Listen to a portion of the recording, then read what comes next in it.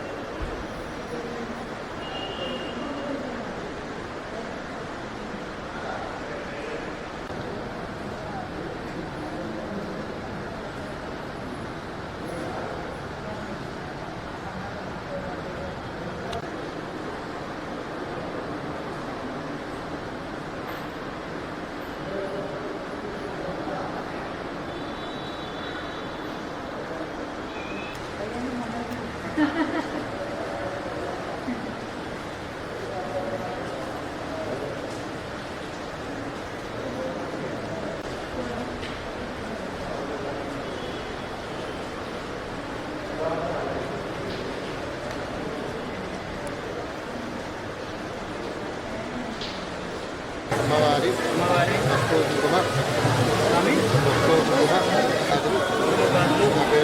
నా పేరు మీద అమ్మవారికి చీరా జాకెట్ సమర్పణ.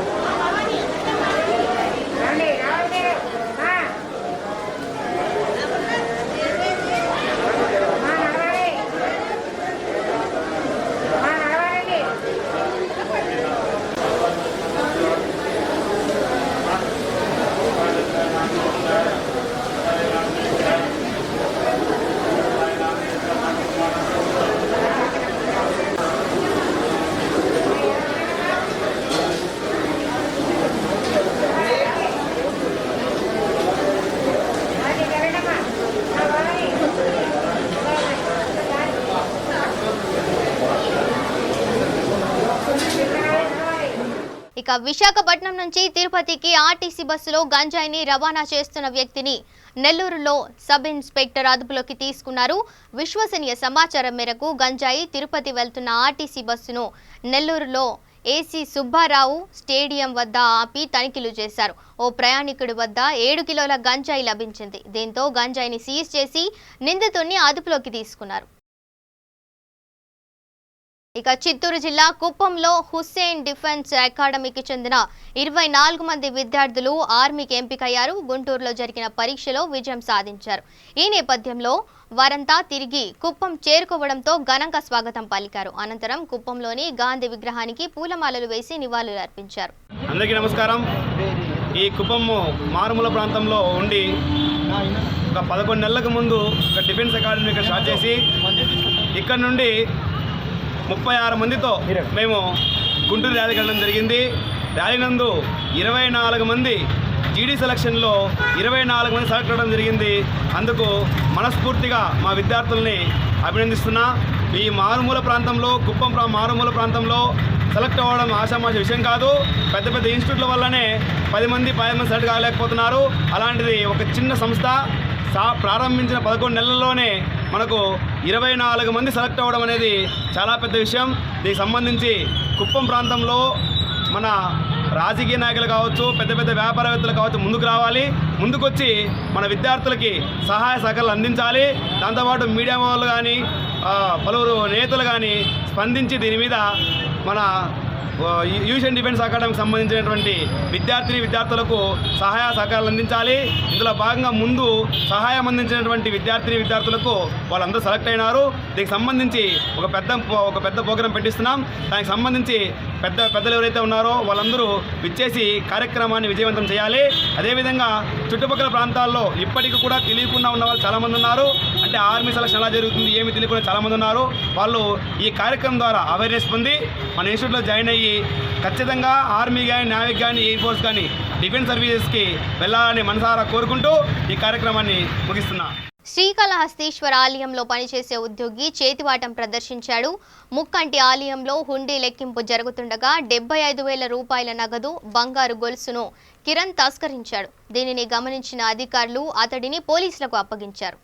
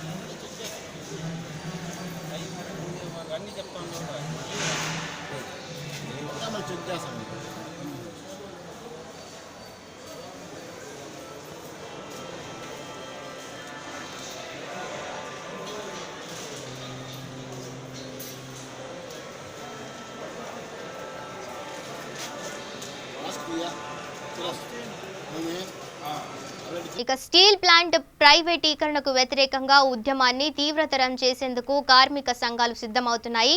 ఆగస్టులో 3 రోజుల పాటు ఆందోళన చేపట్టాలని నేతలు నిర్ణయించారు. ఈ మేరకు విశాఖ సిపిఎం కార్యాలయంలో అఖిలపక్ష నేతలు సమావేశమయ్యారు. అనంతరం వారు మీడియాతో మాట్లాడుతూ బీజేపీ అధికారంలోకి వచ్చాక ప్రభుత్వ రంగ సంస్థలను వేలం వేసే పనిలో నిమగ్నమైందని ఆరోపించారు. దీన్ని అఖిలపక్ష కార్మిక సంఘాలు, ప్రజా సంఘాలు జేఏసీ సంపూర్ణంగా మద్దతు తెలియజేస్తూ ఉంది. ఆ సందర్భంగా ఆగస్టు 1, 2, 3 ఈ 3 రోజుల్లో కూడా విశాఖపట్నంలో ఉన్నటువంటి కార్మికుల్ని, ప్రజల్ని, ప్రజా సంఘాలని, ఉద్యోగుల్ని సమీకరించి పెద్ద ఎత్తున ఈ ప్రైవేటీకరణ వ్యతిరేకంగా పోట్లాడతామని చెప్పని మీ ద్వారా తెలియజేస్తా ఉన్నాం. ఈ రెండో అంశం, ఈ దేశ భద్రతకి పెను ముప్పు చేకూర్చే విధంగా ఆర్డినెన్స్ ఫ్యాక్టరీస్ ని కేంద్రంలో మోడీ ప్రభుత్వం 7 ముక్కలుగా చేసి కార్పొరేట్ శక్తి చేతుల్లో పెట్టేదాని కోసం నిర్ణయం తీసుకుంది. దానికి వ్యతిరేకంగా పోరాడేటువంటి కార్మికుల మీద ఎస్మా వంటి నిర్బంధ చర్యలకు పూనుకుంటే కార్యక్రమం చేస్తా ఉంది. దీన్ని నిరసిస్తూ రేపు బ్లాక్ డే జరపాలని చెప్పని అన్ని అఖిలపక్ష కార్మిక సంఘాలు దేశవ్యాప్తంగా పిలిపించాయి. దానిలో భాగంగా రేపు ఉదయం 10 గంటలకి అంబేద్కర్ విగ్రహం నుంచి జిఎంసీ గాంధీ వరకు నల్ల జెండాలతో నిరసన ప్రదర్శన చేయాలని చెప్పని ఈ రోజు అఖిలపక్ష కార్మిక సంఘాలు చేసి నిర్ణయం తీసుకోవడం జరిగింది. ఇక ఇంటికి ఉద్యోగం ఇస్తానంటూ అధికారంలోకి వచ్చిన సీఎం జగన్మోహన్ రెడ్డి నిరుద్యోగులకు న్యాయం చేయాలని టీఎన్ఎస్ఎఫ్ రాష్ట్ర అధ్యక్షులు ప్రవీణ్ గోపాల్ డిమాండ్ చేశారు. విశాఖలో ఆయన మీడియాతో మాట్లాడుతూ నిరుద్యోగులు ఎంతో నమ్మకంతో వైసీపీని గెలిపించారని చెప్పారు. తీరా అధికారంలోకి వచ్చాక ఆ పార్టీ జాబ్లెస్ క్యాలెండర్ విడుదల చేసి వారి ఆశలను అడియాశలు చేసిందంటూ మండిపడ్డారు. రాష్ట్రంలో ఖాళీగా ఉన్న 2.35 లక్షల ఉద్యోగాలు భర్తీకి తాజా నోటిఫికేషన్ జారీ చేయాలని డిమాండ్ చేశారు. నిరుద్యోగులు ఉన్నారు, ఏదైతే ఒక జాబ్ క్యాలెండర్ చూసిన వారికి మేము నిరుత్సాహపడ్డాం. అదేవిధంగా ఎలక్ట్రానిక్ మీడియా సోదరులందరికీ నమస్కారాలు. ఏదైతే రాష్ట్ర ముఖ్యమంత్రి జగన్మోహన్ రెడ్డి ఏదైతే ఎన్నికల సమయంలో ఏదైతే మోసపూరిత హామీలు ఉన్నాయో అందులో ఒక హామీ నిరుద్యోగులు. ఏదైతే నిరుద్యోగులకి 2,30,000 ఉద్యోగాలు నేను అధికారంలో రాగానే భర్తీ చేస్తానని అనేక ప్రకటనలు కానివ్వండి, అనేక పబ్లిక్ మీటింగ్లు, వీధి వాడవాడలు తిరుగుతూ నిరుద్యోగులకి అనేక హామీలు, నీకు రాగానే మెగా డిఎస్సి కానివ్వండి, అనేక ఏవైతే ఖాళీలు ఉన్నాయి ప్రతి భర్తీ చేస్తానని మాయమాటలు చెప్పాడు.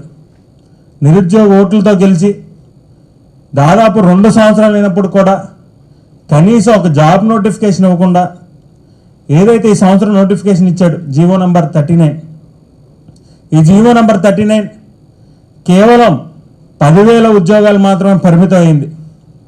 బడుగు బలహీన వర్గాల్సిన విద్యార్థులు రేయనగా పగలనగా యూనివర్సిటీల్లో చదువుకుంటూ కనీసం గవర్నమెంట్ ఎగ్జామ్స్లో మనం తప్పనిసరిగా మార్కులు సాధించి ఒక ఉద్యోగాన్ని సాధిద్దామనే ఒక విషయంతో అనేక మంది రాష్ట్రంలో దాదాపు 30 లక్షల మంది నిరుద్యోగులు చదువుకుంటుంటే కేవలం 10,000 ఉద్యోగాలకి నోటిఫికేషన్ అవ్వడం జరిగింది. ఏదైతే ఎన్నికల్లో దాదాపు 2,30,000 ఉద్యోగాలను ఇస్తానని హామీ ఇచ్చాడో అధికారులు వచ్చేటప్పుడు దాదాపు 2 సంవత్సరాలు అయ్యింది. కనీసం అయితే వార్షిక క్యాలెండర్ ఇస్తానని ఏదైతే జనవరి మొదటి వారంలో వార్షిక క్యాలెండర్ ఇస్తాను ప్రతి సంవత్సరాన్ని ఏదైతే చెప్పాడో జగన్మోహన్ రెడ్డి, దాదాపు 2 సంవత్సరాలు అయినప్పుడు కూడా వార్షిక క్యాలెండర్ కూడా రిలీజ్ అయిన పరిస్థితి. ఏదైతే దాదాపు గత నెల 18వ తారీఖున ఏదైతే ఈ యొక్క జీవోని రిలీజ్ చేసిన వెంటనే నిరుద్యోగులందరూ రోడ్ల మీదకి వచ్చే పరిస్థితి ఉంది. నిరుద్యోగులు కానివ్వండి, విద్యాసంఘ నాయకులు కానివ్వండి, యువజన సంఘాలు కానివ్వండి, అందరూ రోడ్ల మీదకి వచ్చి దీన్ని వెంటనే రద్దు చేయమని అనేక ధర్నాలు కానివ్వండి, రాస్తా రోకోలు, అనేక మంది మీద అక్రమ కేసులు కూడా పెట్టడం జరిగింది ఒక రాష్ట్ర ప్రభుత్వం. అయినప్పుడు కూడా కనీసం ఈ యొక్క చేతగాని ముఖ్యమంత్రి, ఈ యొక్క మైండ్లెస్ ముఖ్యమంత్రి కనీసం విద్యార్థి సంఘ నాయకులతో కానివ్వండి, యువజన సంఘ నాయకులతో కానివ్వండి కనీసం మాట్లాడి వాళ్ళ సమస్య కూడా తెలుసుకునే పరిస్థితి కూడా లేదు. ఇక కాణిపాకం శ్రీ వరసిద్ధి వినాయక స్వామి వారి దర్శనానికి భక్తులు బారులు తీరారు. లాక్డౌన్ సడలింపుల తర్వాత పెద్ద సంఖ్యలో తెలంగాణ, మహారాష్ట్ర, కర్ణాటక, తమిళనాడు వివిధ రాష్ట్రాల నుంచి భక్తులు స్వామివారిని దర్శించుకున్నారు. దర్శనానికి వచ్చేవారు భక్తులకు ఎటువంటి ఇబ్బందులు కలగకుండా ఆలయ అధికారులు అన్ని ఏర్పాట్లు చేశారు. DCC bank chairperson Reddamma, Puthalapattu MLA Babu ఆలయానికి వచ్చారు. వారికి ఆలయ అధికారులు సాదర స్వాగతం పలికి ప్రత్యేక దర్శన అనంతరం తీర్థ ప్రసాదాలను అందజేశారు. వేద పండితులు ఆశీర్వదించారు. ఈ కార్యక్రమంలో ఆలయ ఈవో వెంకటేష్ పాల్గొన్నారు.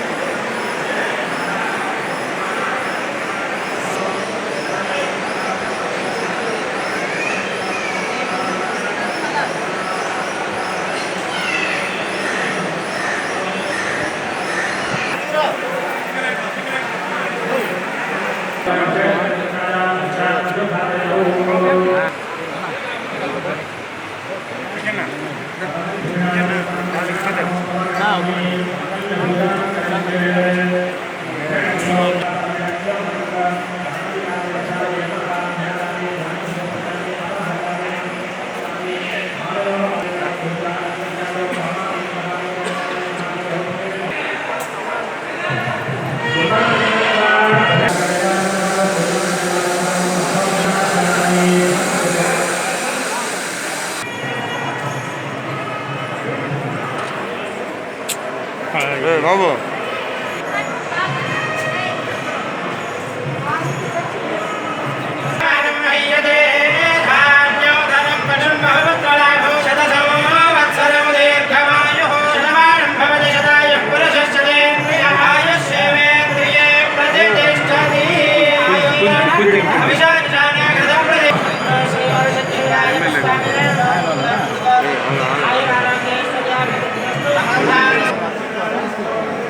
చిత్తూరు జిల్లాలో ఎర్రచందనం దొంగలను టాస్క్ ఫోర్స్ సిబ్బంది స్వాధీనం చేసుకున్నారు. అనంతపురం రేంజ్ డీఐజీ కాంతి రాణా టాటా ఆధ్వర్యంలో ఎస్పీ సుందరరావు ఆదేశాల మేరకు బరకారాపేట అడవుల్లో ఎంట్రీ ఎగ్జిట్ పాయింట్లు తనిఖీ చేపట్టారు. దోనకొండ గంగమ్మ గుడి వద్ద కొంతమంది స్మగ్లర్లు ఎర్రచందనం దొంగలను వేసుకుని వస్తూ కనిపించారు. దీంతో టాస్క్ ఫోర్స్ సిబ్బంది వారిని చుట్టుముట్టారు. ఈ నేపథ్యంలో స్మగ్లర్లు దొంగలను అక్కడ వదిలేసి పారిపోయారు. మొత్తం 6 దొంగలను వదిలేశారు. దాడుల్లో సిఐలు సుబ్రహ్మణ్యం, వెంకటరవి, డిఆర్ఓ నరసింహారావు, ఆర్ఎస్ఐ సురేష్ తదితరులు పాల్గొన్నారు. ఈరోజు అనగా 21/7/21వ తారీఖున తెల్లవారుజామున 5 గంటలకి మా స్టాఫ్ మరి డిఎస్పి మురళీధర్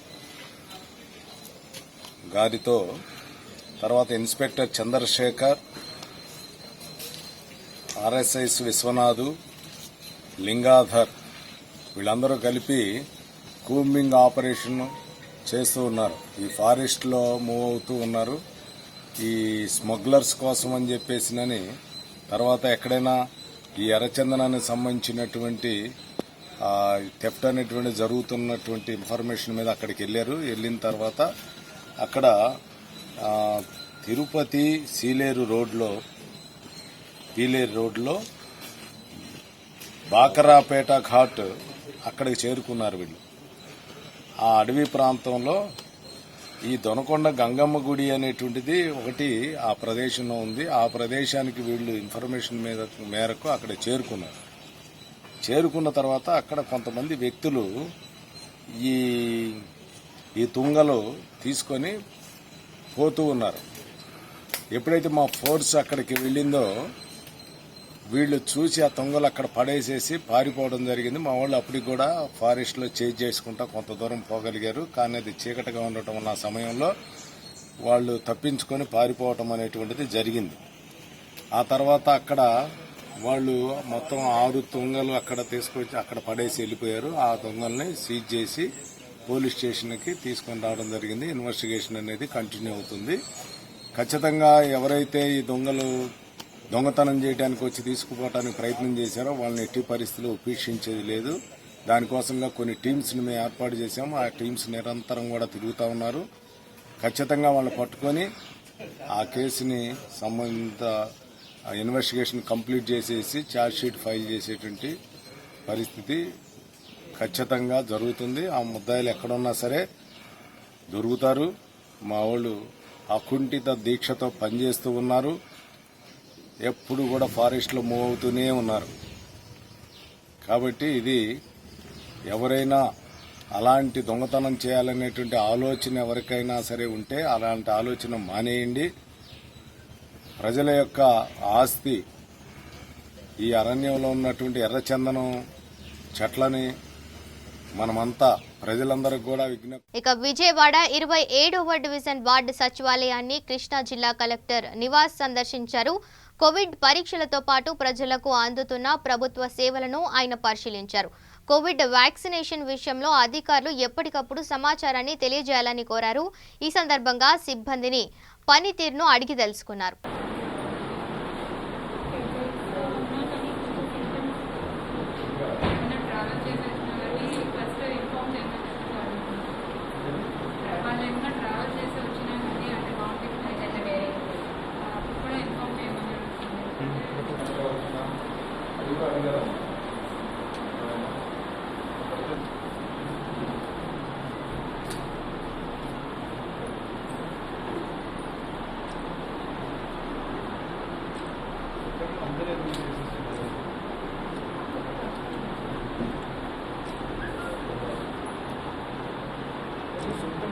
మాత్రం ఇస్తే చాలా వేస్తారా దీనివల్ల ఏంటి ఒట్టి వాళ్ళ వాళ్ళకి టైం చేసి అందరికీ వాళ్ళు రాసి లేదు లేదని చెప్పి రాసిస్తారు నాకేం రిపోర్ట్ కాదు దిల్ రిపోర్ట్ ప్రతి ఫ్యామిలీ కాదు వాళ్ళు అందరూ కలిసి నాకేం దిల్ రిపోర్ట్ లేదని చెప్పి ఒక్క చాలు కదా మొత్తం ఫ్యామిలీ గురించి రాయడం చెప్పి వాళ్ళందరూ పని లేకుండా చూపించి ఒక రాస్తారు సింటమ్స్ ఎవరుంటే వాళ్ళకి మాత్రం రాసిస్తే చాలా ఉన్నాయి దీనివల్ల ఒక వాలంటీర్ ఇచ్చినట్టు సీతారాం రెడ్డి అందరూ ఇది చేస్తుంటారు మళ్ళీ అన్ని వాలంటీర్ ఈ రకంగా ఇచ్చారు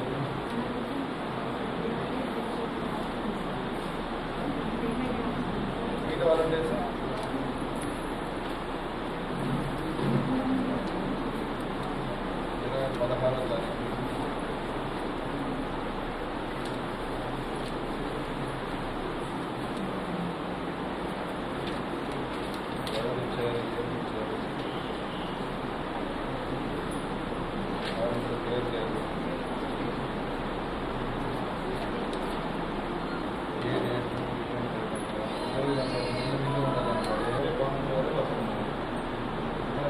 16వ తారీఖు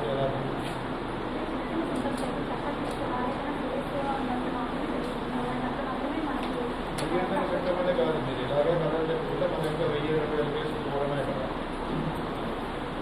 వారాన్ని ఖచ్చితంగా మీరు ఏం చేస్తారు ఎవరు కొనుక్కుంటూ వస్తారో ఏం తెలియదు కానీ శుద్ధమానికి ఖచ్చితంగా రావాలి మనలో జరగొచ్చింది నాగేంద్ర బాబు ఆయన ఇచ్చారు 1000 రూపాయలు ఫిలప్ చేసి ఇవ్వాలండి బ్యాక్ షీట్ అయినా అవసరం లేదన్నమాట ఫ్రంట్ షీట్ మాత్రమే ఉండాలి ఫ్రంట్ షీటే వేస్తాం కదా బ్యాక్ షీట్ కూడా అదే వ్యక్తి వేరే వ్యక్తికి రాయలేము కదా బ్యాక్లో ప్రింట్ ఇచ్చేది ఉపయోగం లేదు. ఇక బులెటిన్ ముగించే ముందు హెడ్లైన్స్ మరోసారి చూద్దాం. ఇంద్రకీలాద్రిలో శాకంభరి దేవి ఉత్సవాలు ప్రారంభం. ఆకుకూరలు, పళ్ళు, కూరగాయలతో అమ్మవారికి అలంకరణ. సమీప గ్రామాలను ముంచెత్తిన పోలవరం నీరు. భయంతో వణికిపోతున్న స్థానికులు స్వచ్ఛందంగా ఇళ్లను ఖాళీ చేస్తున్న వైనం.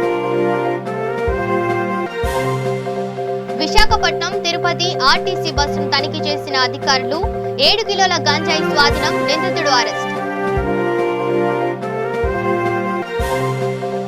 శ్రీకాళహస్తీశ్వర ఆలయం ఉద్యోగి చేతివాటం. హుండీ లెక్కింపు సమయంలో చోరీ, పట్టుకున్న ఆలయ అధికారులు. ఇవి bulletin updates. Keep watching V3 news. లక్ష్యం సమాజహితం.